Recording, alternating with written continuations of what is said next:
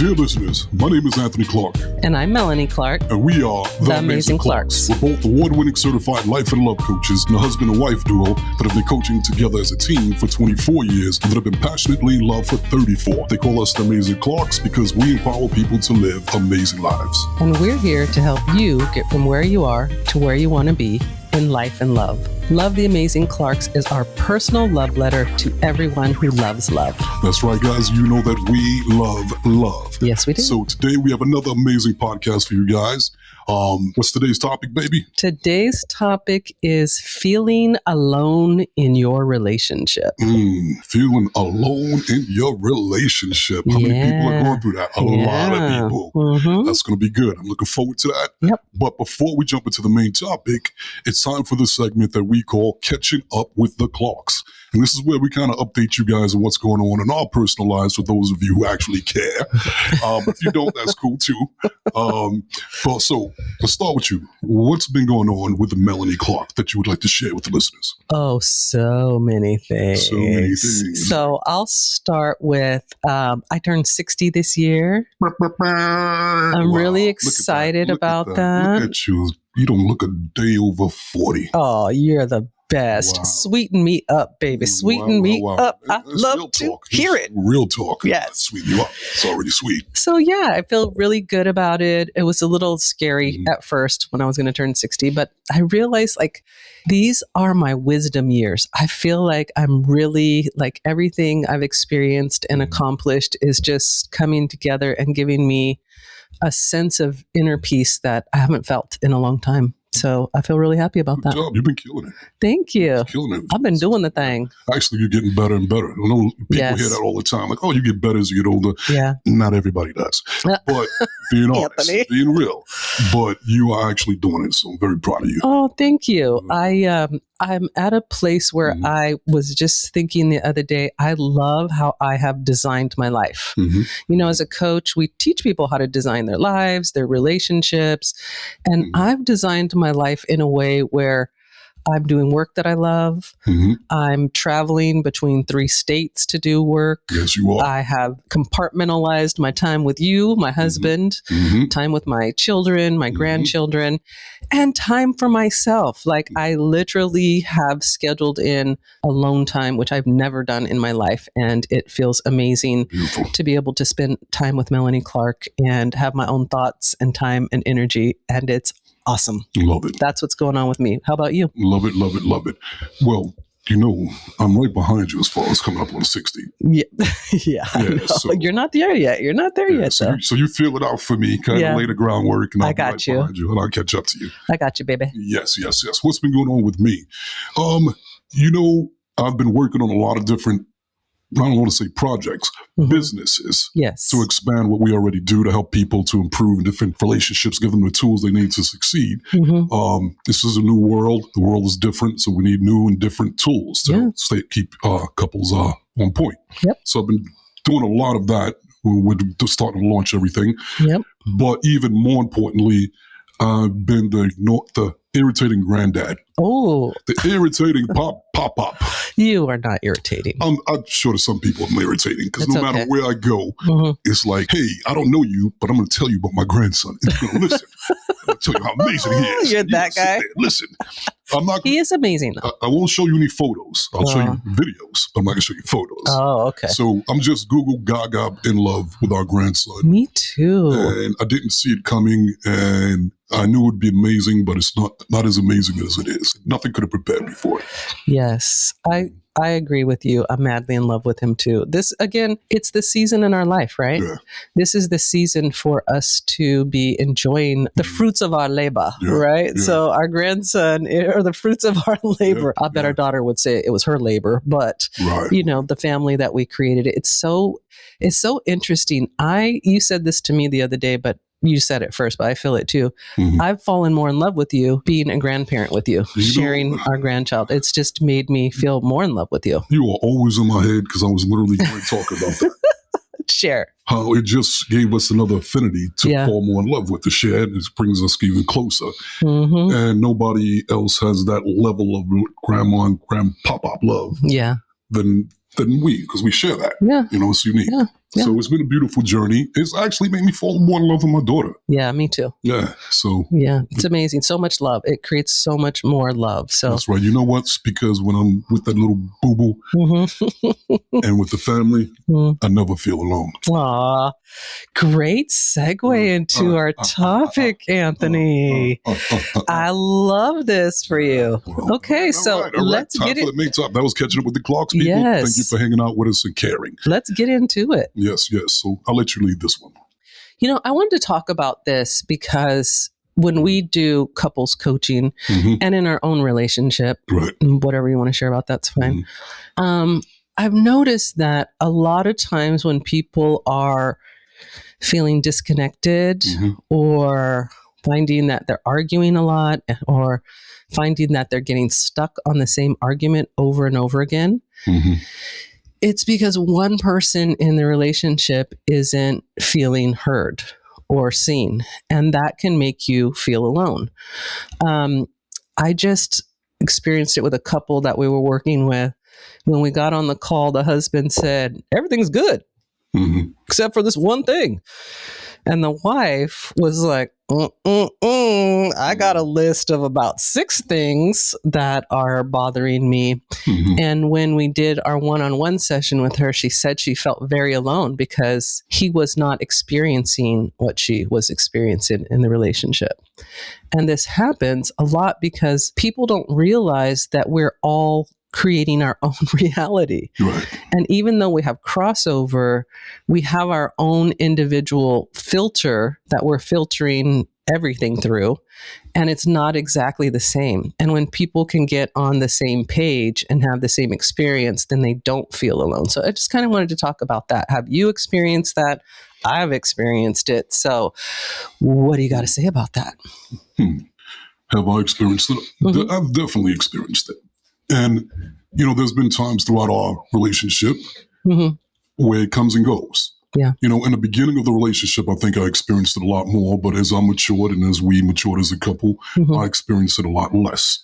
And when I do experience it, I know that it's my perspective that's making me feel like that. So I know how to turn my perspective around so that I don't feel like that. And I don't feel like there's lack or, somebody's doing something wrong to me. But usually it's when we're just not on the same page. Yeah. We're just focused in different areas, not seeing things the same way. And I think it's when we poo-poo where the other person's at or downplay, like, you're just... well, that's not a big deal. It's not a big deal. Or you're overreacting. Right. Or you're being emotional. Right. So the tendency is to stop seeing you as an ally and start seeing you as a adversary. Yes. Ooh, great point. And I think that's what causes the feeling alone. And then that could drop you into a little pity party. And then it pulls you further and further away. Yeah. Lowers your vibration and keeps that story going. They don't care about me. Nobody understands me. They don't love me. And you start the pity party and that spirals. Yeah. So I think that's very, very common. And I know you felt like that too at points. Yeah. Not in our relationship, of course, but in other relationships. No, in our relationship too. Yeah. Speaking of this, of course. Good try, Anthony. Of course. It's interesting. I think everybody goes through this because we're not the same person and we are not always going to agree. And I hear myself say this over and over again in coaching sessions. Agreement is not love. And I see in so many relationships that people think like, if you disagree with me, it means you don't love me. Which is not true. Which is not true. We sometimes are just seeing things from totally different vantage points. And we have to recognize also that men and women are different. We see things differently, we react differently, and I think sometimes we expect our partner to exactly be on the same page, to be on the exact same page, and sometimes that's just not possible. No, I agree. And I've learned to, like I said, me personally, I don't take it personally anymore when you are in that place. You know what I'm saying? And I don't poo-poo what you do, even if I don't get it.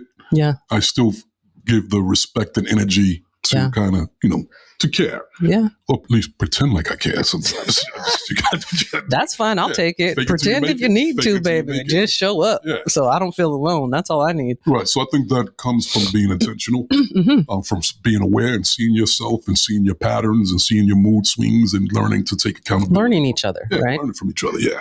And it also goes back real quick to, I think what causes it, and we were talking about this earlier, where we're taught to program to believe that we're just in one relationship, but we're really in 10 relationships at once. Yeah. So if you ask how things going, right? Okay, if you focus on the 10 relationships would be trust, honesty, consideration, communication, attitude, attentiveness, supportiveness, physical appearance, romance, and sex. Right. Those are each individual relationships all in one. Right. So I may be focused on the sex relationship. Shocking. True, good point.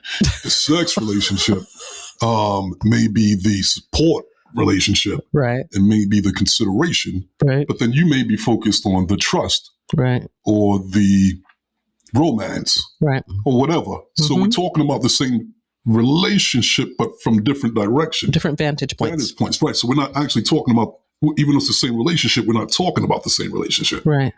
And so I think that causes a disconnect to make you feel like, wait a minute, my partner's not getting me. It's not they're not quite getting you. It's just that their energy, their focus is in a different relationship that you're focused on. Right. Well, I think it's really important to go back to what you said earlier about like, it will make you feel like you're in an adversarial relationship because what you focus on expands, right? So if one area of the relationship, let's use your example, Anthony, say your sex life is off, then you could start to say, I don't have a good relationship because of that, but everything else could be working, right? And what people tend to do is just lock on to one or two things that are not working, and then they define the entire relationship by that. And I think separating it into the 10 dimensions of love helps people to focus on, there are so many things that are working, and maybe we have a couple of areas to work on, which you are going to. There's going to be no perfect relationship. Anthony and I do not have a perfect relationship. And so you always are going to have challenges. I always tell my clients there's a breakdown before a breakthrough. If you're not having any challenges in your relationship, you're not growing. The challenges help us to grow. Otherwise, it's just smooth sailing. And after a while, everything's energy. It's got to change. It's got to shift. But I would say, I'll let you jump in here. I could tell you want to come in here, Anthony. I could tell. I just want to say when it comes to that adversarial relationship, vilifying your partner, vilifying your relationship is not going to get you on the same page, number one. And my takeaway would be, give your partner the benefit of the doubt. When you and I have not been on the same page, my ego wants to come in and make a list of everything that it believes you are doing wrong and to prove that I'm right. And I have to remind myself over and over again to give you the benefit of the doubt, because I know who you are. Maybe you're not seeing what I'm saying. Maybe you're not experiencing it the same way. And I find when I give you the benefit of the doubt, usually we can talk about it, work through it. Even if we don't agree, at least I don't feel alone anymore because I feel heard. But it actually starts with me giving you the benefit of the doubt before I bring to you what's bothering me, what parts of the relationship are bothering me. Yeah, I agree. Okay, you're in. I agree. Tag, you're in. I agree. And I would also add to that what causes the feeling of being lonely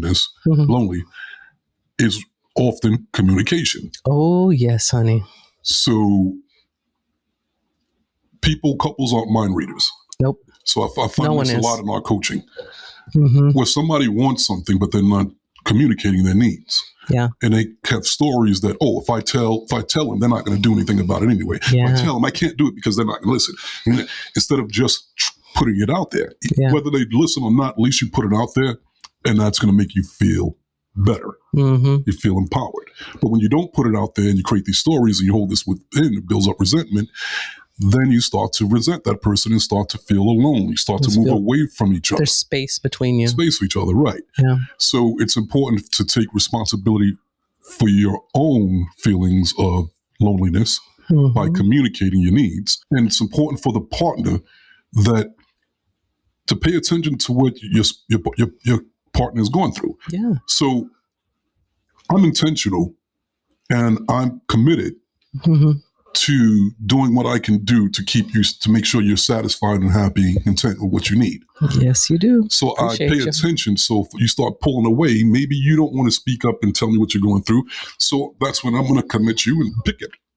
Question you like, hey, you good? You need something? Everything all right? I'm checking in on you. But that has to be intentional. But then you're going to have a partner that's not being aware, like, screw, my partner's just going through something. That's their thing. I'm going to do me.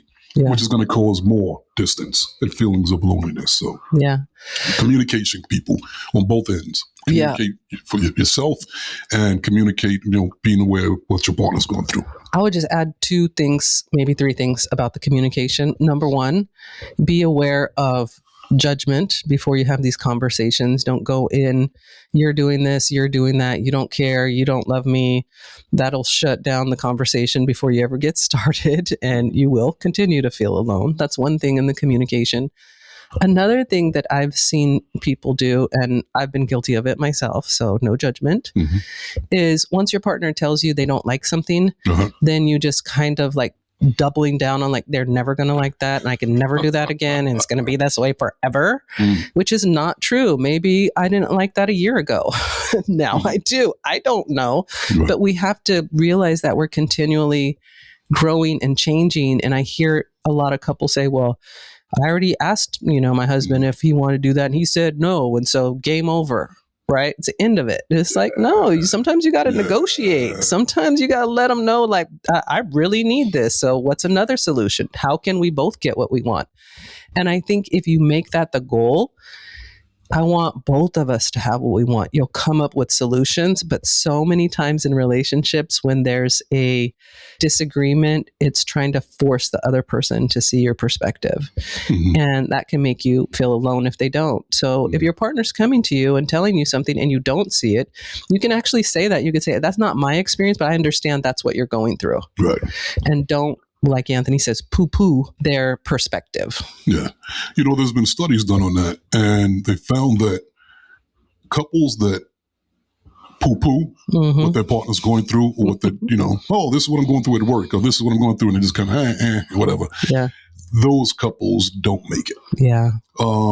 That's one of the quickest ways to kill your relationship and grow apart. And the couples that actually care about what their partner's going through, or at least pretend to care, even if you pretend, people. It's okay to pretend. You got to do that sometimes. Fake it till you make it. Even if you pretend, it makes your partner feel connected to you. Yeah. I'm sure there's lots of things I talk about that you don't really care about. But you go along with it. And I can tell, like, oh, she don't really give a damn to talk about it now. But I appreciate that she's making an effort. Faking it. I'm good with that. Aw, well, thanks. I'm sure you're doing the same thing with me. Actually, I know that you are, and I appreciate the effort. That's what love is, baby. That's what love is, baby. Love is. That's right. Sometimes you got to listen to some stuff you don't want to listen to. The truth is the truth. The truth is the truth, my friend. Yeah. Your truth is your truth.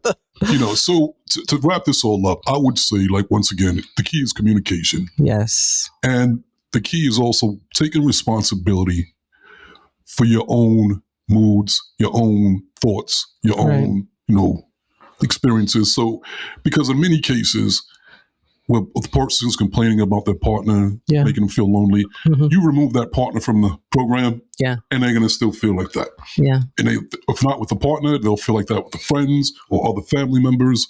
So you have to first take responsibility for yourself. Check yourself first and go, how can I resolve this on my own? Maybe it's the story that I'm telling myself about my partner and myself. Start with you first. Absolutely. And then from there, then communicate with your partner. Really quick before we wrap it up, I want to share this morning. I was talking to a client and she was telling me that, which goes along with this topic, that she was feeling really alone in her relationship. And she went to her husband and told him, I'm feeling really alone in the relationship. And he said to her, well, our daughters are going off to college. I'm sure that you do. And it's okay to feel alone. And she said, like a light bulb went off. She realized she was projecting her loss of her children being at home to she felt lonely in her relationship. And when he pointed it out, he said to her, I'm actually looking forward to having time alone with you. I'm actually looking forward to rebuilding our marriage without having kids around.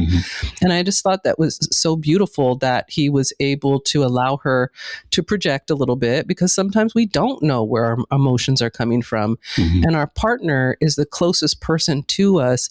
And so we may project a little bit while we're figuring it out. And I think if we can have love and compassion for each other like that, we can figure ourselves out and our partners out at the same time.